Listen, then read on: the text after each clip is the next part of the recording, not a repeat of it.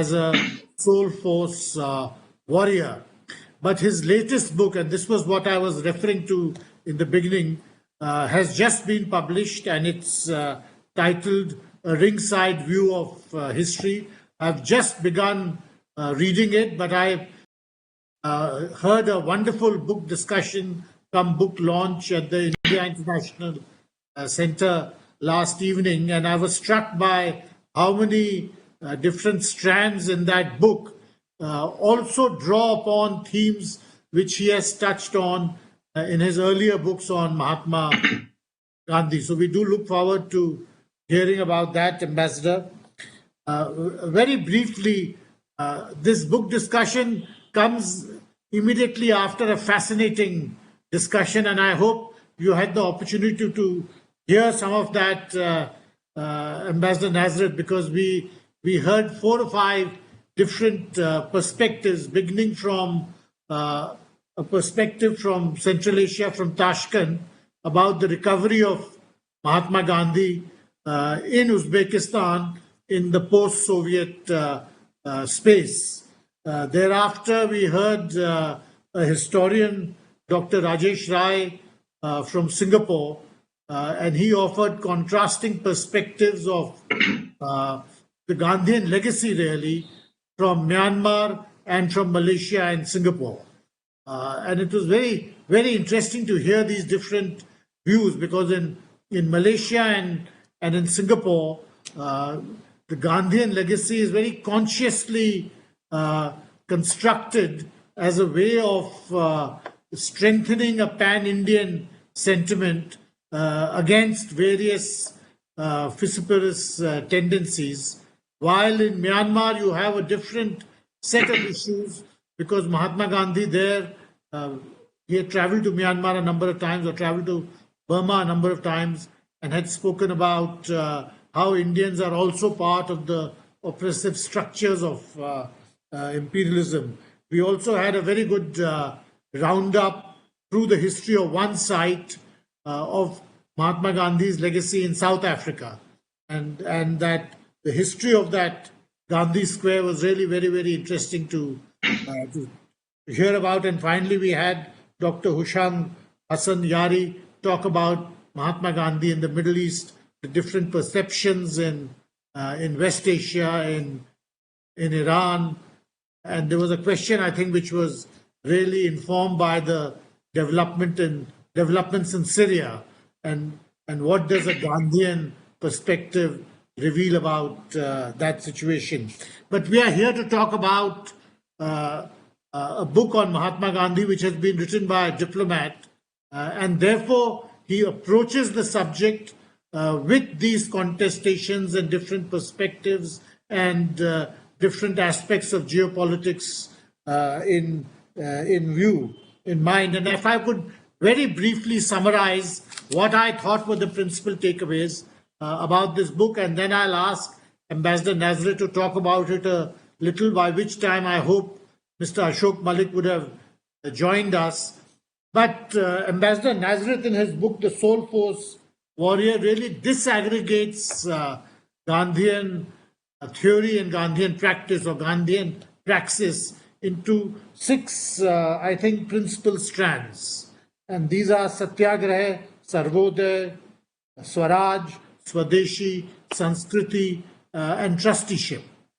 And Mahatma Gandhi, he presents not as a philosopher, but as a revolutionary, and as someone who has constructed a theory of revolutionary action. So, Ambassador, may I begin our discussion today by asking you to talk a little bit about this book, as also your own experiences of contemporary politics and geopolitics, which form a large part of your reflections in your autobiography. Thank you very much. Thank you, Ambassador Raghavan. I'm greatly honored that I've been asked to participate in this international conference on Gandhi at 150, and also asked to present my book. Now, since you've done me the honor of mentioning my 3 books, including the one presented yesterday, I'd just like to show them to the participants. This was my book, which was launched yesterday. This is the book which I am going to be talking about today and which you have already mentioned. This is my earlier book on Gandhi's outstanding leadership, which has been published in 12 Indian and 23 foreign languages. And for 12 of the foreign language editions of this book, the foreword has been written by the former Soviet President, Mikhail Gorbachev. Now, before I actually speak about my book, since we are celebrating Gandhi at 150, I would like to give a brief overview of the state of the world in the last 150 years. When Gandhi was born, 1869, two very influential books had just been published by Charles Darwin had published his Origin of Species, and Karl Marx had published his Communist Manifesto. Both these played an enormous influence, had a great impact in the next 100 years at least. Charles Darwin's book was used in order to a theory which was the survival of the fittest. That was not the purpose of his book, but it was used to do that. And then Karl Marx, of course, created a whole lot of communist parties all over the world. Now, as a result of the first, you had the Congress of Berlin, 1888, and all of Africa was invaded, and terrible things were done in the name of the survival of the species and in order to what was called the Dark Continent, to exploit the Dark Continent. A film which was released in the 1960s called Omar Mukhtar shows very realistically and factually what the Italians did, for instance, in Libya. So it was a terrible situation, global situation in which Gandhi was born. He has come to India 1915, just the beginning of the First World War. 30 million people were killed in that. Within the next 20 years, you had the Second World War, in which 50 million people were killed. Now, and all of the 20th century has been a century of revolutions, all type of revolutions. Communist revolutions, fascist revolutions, military dictatorships, and everything that you can think about. Now, exactly in the same point, and all these revolutions have been triggered by hate, either racial hate, religious hate, or whatever hate you can think about, because without hate as a trigger, you cannot trigger a revolution. Now, at this very point, Gandhi has come on the scene and has enunciated a new theory. It was initially called passive resistance, but he was dissatisfied with it, so he set up a sort of a competition for people to give a certain name to it, and Satyagraha was proposed. So Satyagraha has been used really as the sort of definition of his ideology. But actually, the real intent of Gandhi was really of soul force, of the power of the divine within you. Now, it is interesting to see Gandhi's own transformation. He has gone to London. At the time he has gone to London, in fact, he doesn't even know anything about the Bhagavad Gita. It is in London for the first time he learns about the Bhagavad Gita. And then it makes an enormous impact on him. He has got a British legal degree. He comes to India. He goes to court. The very first case, he's so nervous and timid that he has forgotten all that he has read. So nothing he could do except return the brief to the poor unfortunate lady who had given it to him. And he never went back to court. Then he gets invited to South Africa. He goes to South Africa. He's there. He's been there. He was invited there mainly in order to help to translate documents in Gujarati it was a sort of a quarrel, a legal battle between two branches of the same family from Gujarat. So he had been invited to translate these documents from Gujarati into English and to assist in whatever way he could, since he was a solicitor. He's been there just 1 week, he gets thrown out of a train. Now, the amazing thing there is, that is the point which is his transformatory moment in his life and the trigger for his new revolutionary theory. He gets thrown out of the train. Now, anyone else would have said, my God, what a terrible country, I'm not going to stay here, I'm going to leave immediately. Now, in his autobiography, he writes that this was his temptation. But then he says, no, if I did that, it would be cowardice. I must stand up and confront it. Mind you, at this age, he's only 24 years old. Why does he say that? I believe it is the influence of the Bhagavad Gita. Because by then, the Bhagavad Gita has made a deep impact on him. What is the message of the Bhagavad Gita? That when you are faced with injustice and evil, you have no option. You have to stand up and confront it.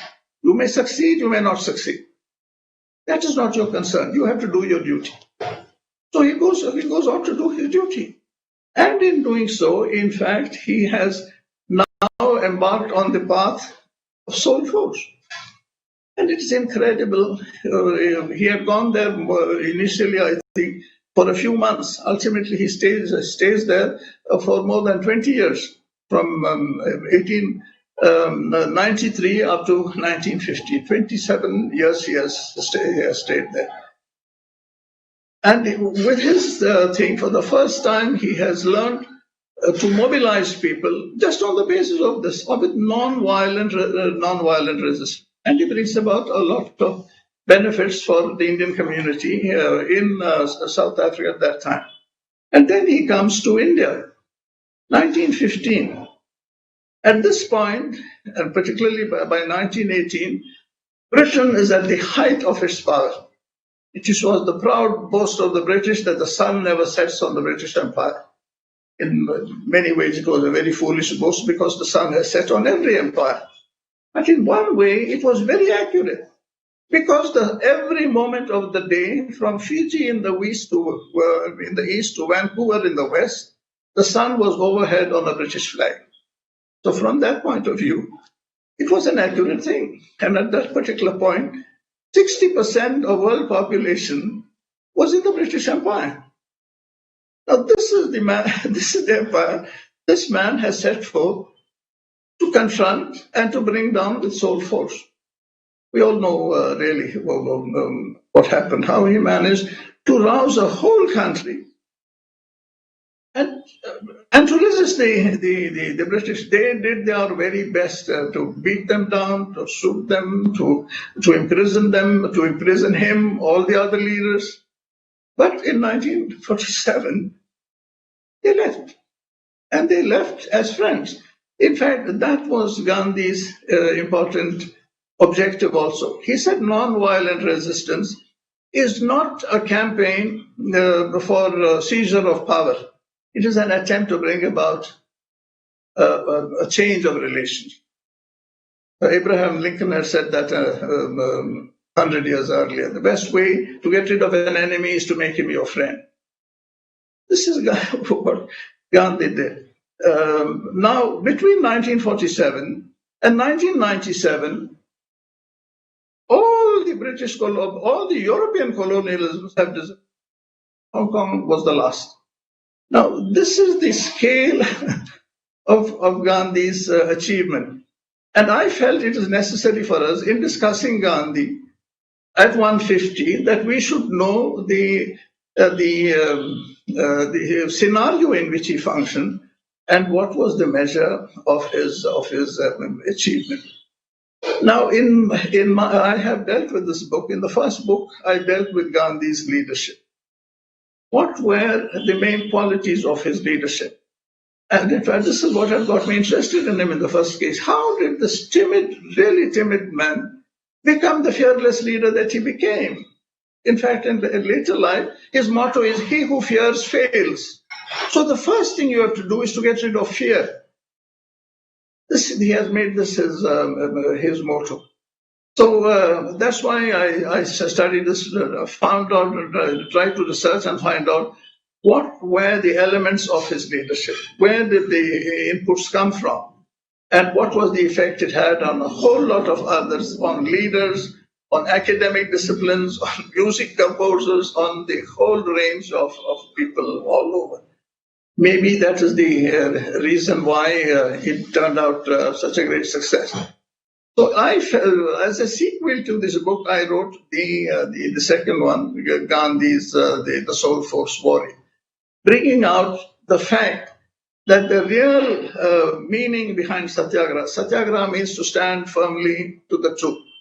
In other words, it actually means, for Gandhi, truth meant God, the creator, the Mahashakti, because he was an Advaitin. And he believed that God is not just all the images that are made of him, but it is the supreme energy that pervades the whole universe, and that everything that you see is a manifestation of that energy. Shankara's theory based on the three simple words, Tat Tvam Asi. Now, so in this book, as Ambassador Raghavan has pointed out, I have sort of brought out the fact and tried to argue the thesis that in fact Gandhi was a revolutionary, and a greater revolutionary than all the others, because all the others were making revolutions based on hate and violence and causing enormous amounts of bloodshed, in which a whole lot of people get killed. A great sort of a paradise is promised. At the end of it, in fact, it turns out worse than the position from which those poor people started. And here, at the very same time, when all this thing was happening elsewhere in the world, has come this man creating a new revolutionary ideology, because it was revolutionary in every way, and brought about enormous change within India and all over the world. Now, I think I will end here, except maybe just reading two little quotations on this, on Gandhi, on Soul Force, where he says, non-violence is an active force of the highest order. It is soul force, or the power of God within us. It is the power of God within us. So when Satyagraha, you stand up firmly for the truth, in fact, what you are doing is you are putting God on your side. So you cannot lose, because God cannot lose by definition. Of course, you might not live to see the success of your cause, but that is not important. You might have to die for your cause. You must be willing to die for your cause, but never to hurt anyone. That is his philosophy. And you must be willing to suffer for it. And this is one thing, if I may say, as a Christian, I feel that this business about self-suffering, Gandhi has got from Christ. In fact, the crucified Christ had left a great impression on him when he had visited Rome. And Gandhi, in a way, is the best example of non-violence. Here was a man, an innocent man. Even the judge who judged him, that declared him innocent, was condemned to death. And he's willing to go through that death in order to show the world that the real path, really, to happiness and to justice is to be willing to die for that cause. And as a result of what he did, Rome, which was the capital, the pagan capital of pagan Rome, then becomes the capital of Christ in the next 2,000 years. So may I stop here and now? Thank you very much. Thank you, Ambassador. We are also fortunate to have with us Shri Ashok Malik, who will be discussing this book with us today.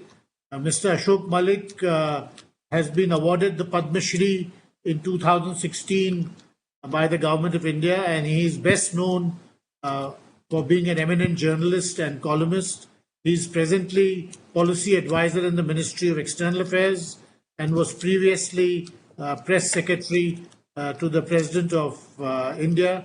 So we are delighted to have you with us today. I know you were discussing Ambassador Nazareth's latest book last night, and I mentioned that there are strands in Ambassador Nazareth's autobiography which also reflect the work he has done on Mahatma Gandhi.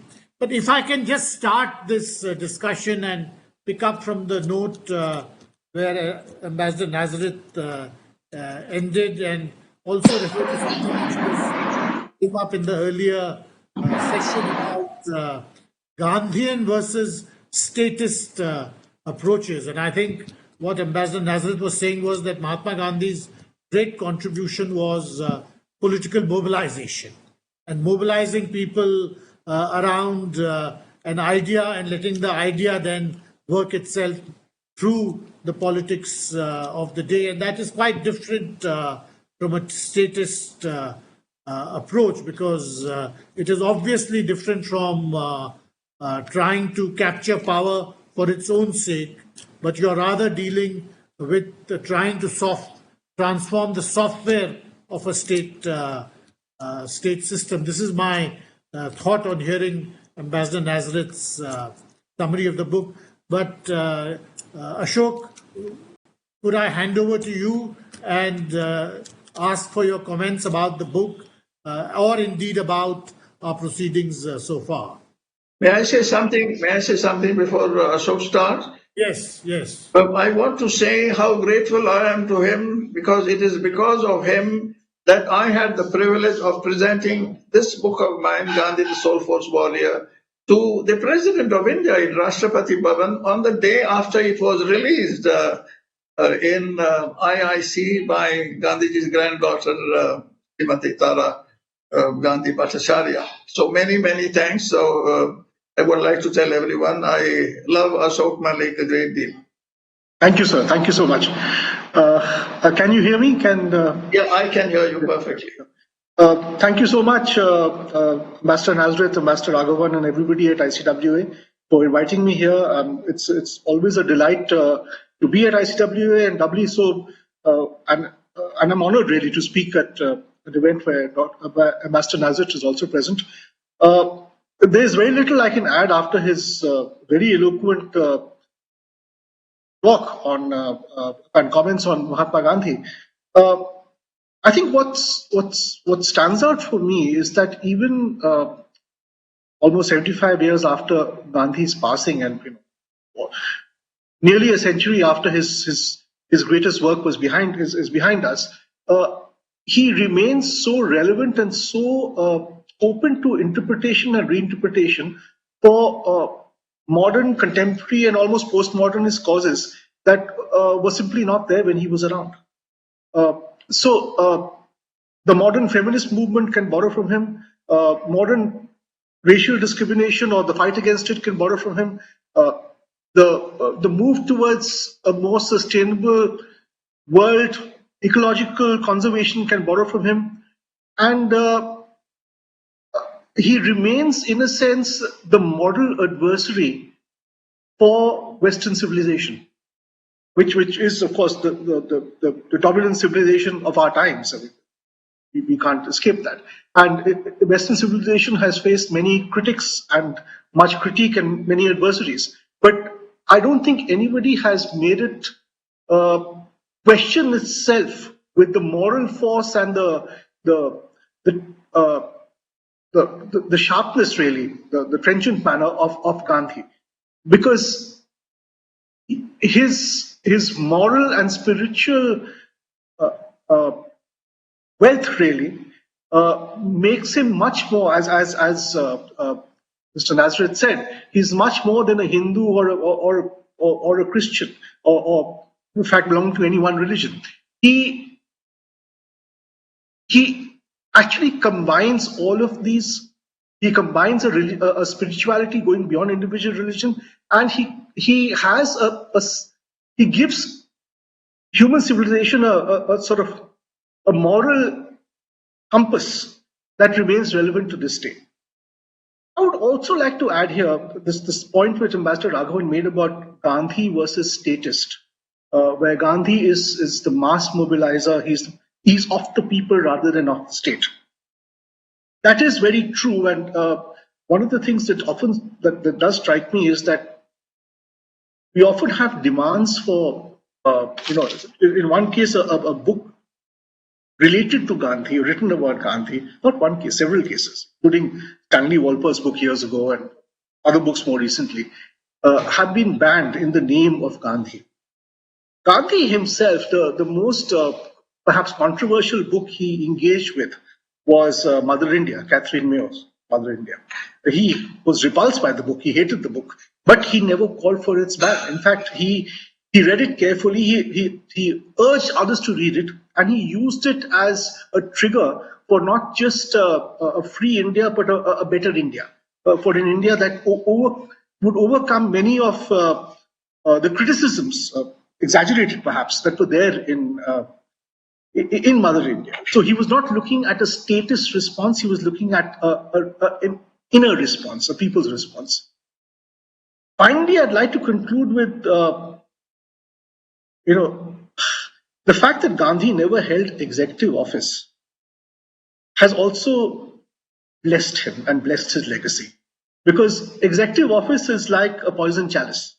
Great leaders who've held executive office, whether it's Washington, whether it's Nehru or Patel, whether it's Nelson Mandela most recently, have suffered because of it. Because once they've held executive office, their legacy in an executive position becomes larger in some respects, or more controversial, or more contestable than their moral force. And in that sense, perhaps Gandhiji was blessed that he did not hold executive. I'd like to stop there for the moment.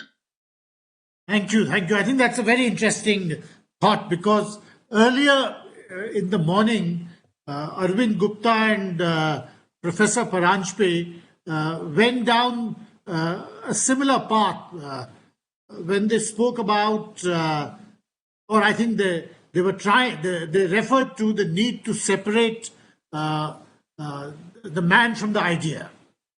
And Dr. Paranjpe spoke about the era of Gandhi being over, but his idea remains where it was, and the idea as a critique of the West and so on. But possibly the idea is strengthened by the distance from the state and the fact that he never held any executive post. And that's the Nazareth. Would you like to come in? Yes, I'd like to comment on that, particularly about the statism part of it and Gandhi's approach to this. I'll read this out to him, where he defines real Swaraj. Real Swaraj will come not by the acquisition of authority by a few, but by the acquisition of the capacity of all to resist authority when it is abused. In other words, Swaraj is to be obtained by educating the masses to a sense of their capacity to regulate and control authority. This is the real meaning of democracy, where the people are empowered to control their masters. They have elected their masters, but once elected, as we see in most countries, they are completely suppressed. This is, for me, the most relevant thing about Gandhi, and why Gandhi will always be relevant in terms of his idea on the relationship between the people, or the citizens, and the state. What is the relation between one and the other? And in fact, he proved this was an essential element in his whole approach. That he said that democracy is possible only with the consent of the government, of the governed. If the governed withhold their consent, the government cannot function. And he was able to show that. And you have seen this being practiced all over Eastern Europe. Who would have imagined, for instance, that all of Eastern Europe, all those dictations would collapse? It started with Lech Walesa, refusing to work. All the shipyards came to a stop. The government was forced to negotiate. So once the people have mobilized, they have decided to unite to oppose the oppressor. You find that the oppressor suddenly finds all his power being eroded. And there's a particularly critical point when the armed forces, for instance, they decide to withdraw their, like happened in Egypt. At a particular point, the armed forces, withdrew their support from Mubarak, and Mubarak was completely naked of power within a week. The same thing happened in the Philippines with Marcos. Everywhere it happened. So the important thing really is to be able to get to mobilize the people, to get them to determine to resist the oppressor and to bring him down. I think it's in it's in one of the two books. I think it's in Soul Force Warrior, when you talk about, I think in the context of Swaraj and political mobilization, the idea that Swaraj is also a struggle within every human being. Yes, exactly. Yeah. Very much like jihad. The jihad is not a struggle against an enemy, but a struggle which a man carries out or a woman carries out with your own self. Yes. Now, there is a critique of political mobilization that once you have mobilized people, but they have not got on to your idea, then the power of mobilization remains, but in the absence of a guiding moral principle or ideological principle, it becomes a kind of a unrooted cannon. Yeah. It's very true, because mobilization can be made by anyone. And as we have seen in the recent past, nearly all the mobilizations have been made by religious groups, using religious fervor in order to mobilize people. And it's the easiest way to mobilize, mobilize people. But it's also the most dangerous way of doing it. It all started amazingly with the Christians. And it started after Charles Darwin's theory of evolution. Because at that time, it looked as if with Darwin's theory of evolution, the creationist theory of the Bible was contrary to what was written in the Bible. So a Chicago millionaire called Moody, about 1860, apparently gave $1 million to write a whole lot of tracts on the fundamentals of the Christian faith. This is the way the word fundamentalism came into common parlance. Thereafter, of course, fundamentals have come into all the other religions, amazingly, including in Buddhism, and more amazingly and distressingly into Hinduism, which is the most tolerant of all religions.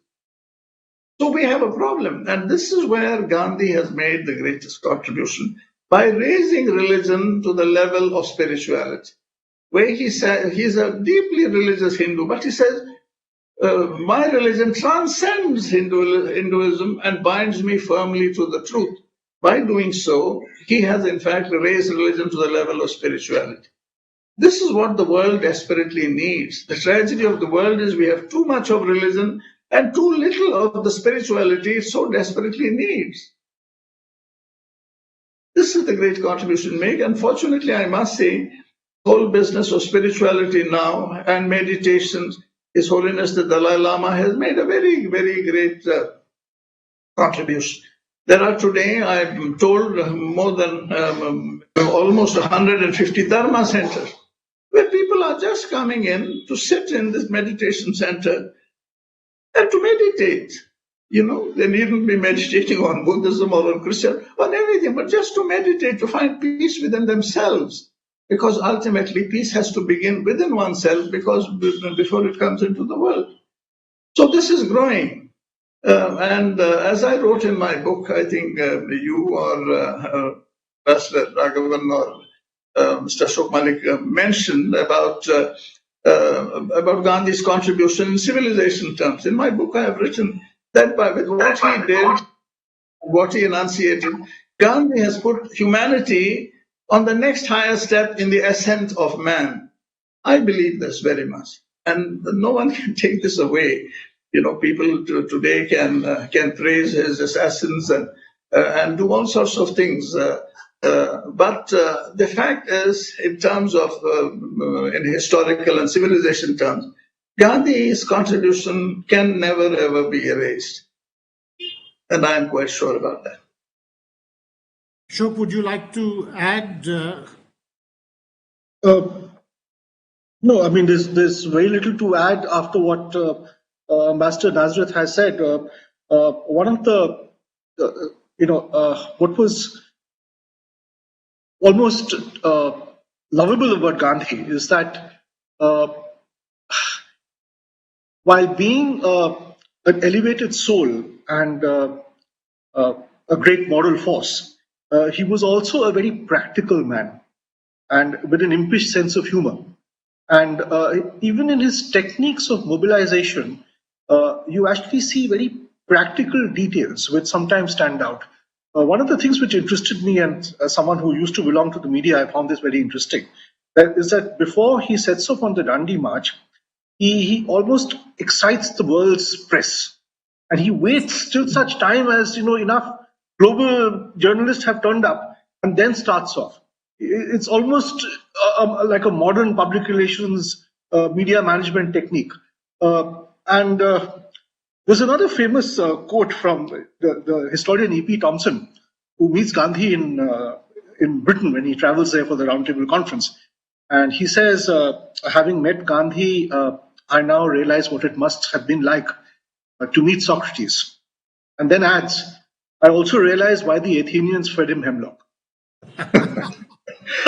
There is a very charming human side and practical side to Gandhi, which is also important because he combines great moral force with practicality. And sense of humor. Yes, absolutely. Very important. Yeah, my favorite little thing about him, he had gone to meet the King Emperor in clothes in which he was dressed. So when he came out, all the journalists were absolutely shocked. They said, "You went to see the King Emperor dressed like this?" The man smiled and said, "The King Emperor was dressed enough for both of us." Now, the other amazing thing was, just at that time, he has gone for his early morning walk, again in the same clothes. And a group of young schoolboys say, "Hey, Mr. Gandhi, where are your trousers?" He says, "You all wear +4s, mine are -4s."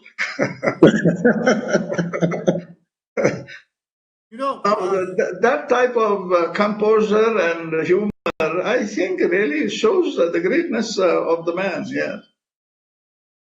The other thing which I personally often think about, and this is less to do with the spiritual aspect or the political aspect, is the extreme austerity of his life. And really, sometimes I reflect on my own carbon footprint and compare it with my father's. And it is not as if my life is that much better, but my carbon footprint is certainly much deeper and much wider. I know we'll be talking about it tomorrow with Professor Arun Bandyopadhyay. But the extreme austerity of his life, I think, when you contrast this with the rampant consumerism to which we take for granted in so many different ways, really is something which strikes you about the person, and particularly when you want to try to separate the man from the idea. Yes, on that I would say that for me the amazing contrast, the austerity of his life, maybe he carried it too far. And I feel sorry for his family, actually, I think, who suffered a lot from that. But the amazing thing was, for me, it's a wonderful example of leadership. Here is a man who dresses the way he was. Let us not forget he belonged to he was brought up in a fairly well-to-do family that could afford to send him to England for studies. He has come back as a solicitor. He could certainly have lived very well, and I think initially he lived fairly well in South Africa also. But then he begins to dress the way he does. Why? He says, if I'm to speak on behalf of the people of India, if I am to represent them, if I have to negotiate on their behalf, I must identify myself with them. What a wonderful approach to leadership. And then he lives in the mud hut that he does, which at that particular point becomes like the capital of India. Everyone, all the leaders from all over the country came there. And today, I must say, I find even when a little corporator in my hometown of Bangalore gets elected, he wants a brand new car and he wants, a red light on top of it. And at the moment, our prime minister wants to build a mansion as big almost as Rashtrapati Bhavan. So to me, I find this very distressing in terms of leadership and concepts of leadership. A leader in a democratic country has to represent his people and identify himself with his people and try to elevate them rather than to elevate himself. This is where I believe Gandhi is so pertinent today in India and all over the world. In simple matters like this.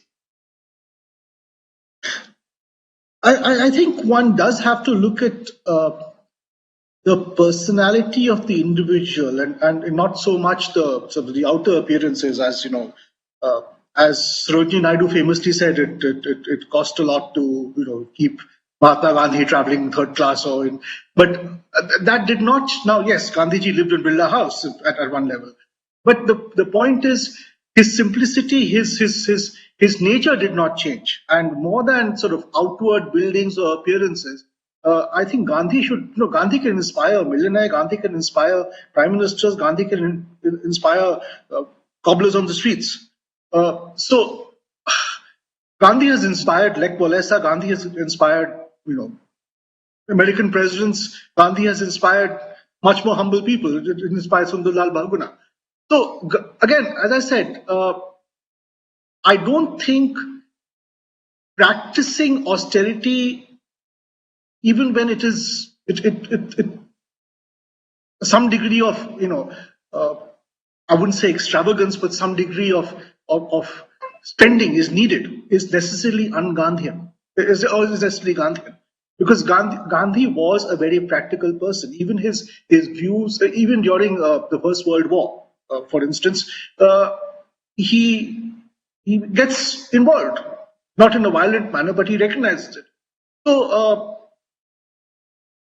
Gandhi would perhaps have recognized what a state needed to do, and in fact, his position in the short period when after India's independence, when his disciples, in a sense, Nehru and Patel, become leaders of the government, you can see a sort of inner turmoil. He does argue with them. He does argue with his own conscience. He also gives in on some issues. So how Gandhi would have reacted to contemporary issues today is actually difficult to tell. And I'd like to believe he would have changed with the times. Because that's the evidence we have. I think we should, in my view, we should see what he said or what he believed, not as in terms of standards. You will never be able to reach those standards because, as you mentioned, Ambassador, he often went to extreme lengths. But nevertheless, the standards are there to remind you if you're not paying enough attention. And I think certainly a greater element of austerity in our lifestyles, given the climate crisis and given the fact that we are in the midst of a pandemic and so on, is something which we can take away from his life and his teachings. Yeah, and the most important was the simple maxim he gave I think, to all leaders, that whenever you are contemplating or thinking of taking any new action, try to recall the poorest, the face of the poorest man you have found and ask whether it will do him some good. I believe it is such a relevant, simple, practical, and necessary maxim for all leaders to follow. Well, the way things are going today, all over the world, the rich are getting richer and the poor are getting poorer, and no one really seems to worry about the people who are going down the drain. This can't be right. It's obviously not right. It's not just a matter of changing times. It's a matter of humanity and the way we approach it and our responsibilities towards it. That's. I don't think anyone can disagree with that. The basic ethical and moral response to Yeah. gross inequality, I think that is certainly something which we should keep with us all the time. I'm afraid we are running out of time because I know we were supposed to finish at 4:10. So, Ashok, Malik, any final thoughts from your end? Ambassador Nazareth, anything you would like? Just one last thing I'd like to mention, that in the last war, to get rid of 3 dictators, one in Germany, one in Italy, and one in Japan, 50 million people were killed. In all the revolutions of Gandhi since then, almost 50 dictators have been brought down. All over Eastern Europe, in Latin America, in the Philippines, various other places. People have died. But if you add up all those who have died in all these non-violent revolutions, it doesn't even add up to 50,000. I think this is a good comment on the success of these 2 different types of revolution and of their desirability. Thank you. I'm greatly honored that I had the opportunity. Thank you so much. Thank you very much, Ambassador Nazareth. Thank you, Ashok Malik. Thank you very much for joining us. And I look forward to the rest of the discussions, which will take place slightly later because of the time difference with Latin America, and again tomorrow morning. Thank you very much. Thank you. Thank you, sir, for the presentation, and thank you, Ashok Malik and Dr. Raghavan, DG ICWA, for the conversation. Due to the difference in time zones, we will now join back at 1800 hours Indian Standard Time for our panel on voices from Latin America. So please join us back at 1800 hours Indian Standard Time. Thank you.